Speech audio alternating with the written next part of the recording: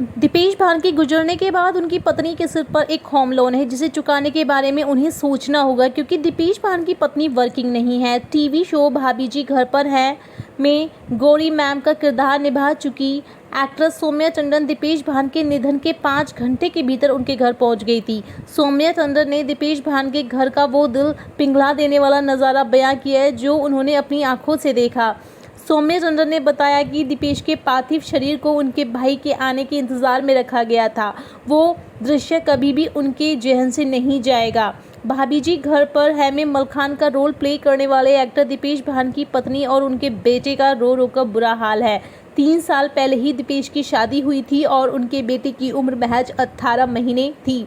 सौम्या टंडन ने दीपेश भान के घर का नज़ारा बयां करते हुए कहा कि मैं बुरी तरह हिल गई, जिसे एक पल में उनकी पत्नी और बेटे की ज़िंदगी को बिखरते हुए देखना बहुत ही भावुक कर देने वाला था।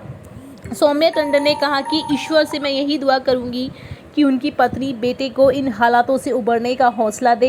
दीपेश को सौम्या टंडन ने सबसे दयालु और सबसे खुश मिजाज इंसान बताया।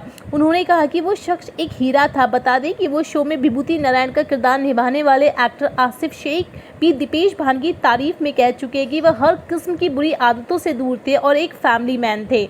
बता दें कि दीपेश भान की शादी साल 2018 में हुई थी। दीपेश भान की पत्नी इस इंडस्ट्री का हिस्सा नहीं है। उनकी ज़िंदगी में फ़िलहाल जो सबसे बड़ी चुनौतियां हैं उनमें से एक यह भी है कि दीपेश भान के गुजरने के बाद उनकी पत्नी के सिर पर एक होम लोन है जिसे चुकाने के बारे में उन्हें सोचना होगा, क्योंकि दीपेश भान की पत्नी वर्किंग नहीं है और वह घर रहकर अपने बेटे को ही संभाल रही थी। दीपेश भान का गुजरना उनके परिवार, शुभचिंतकों और फैंस के लिए एक बड़ा धक्का था।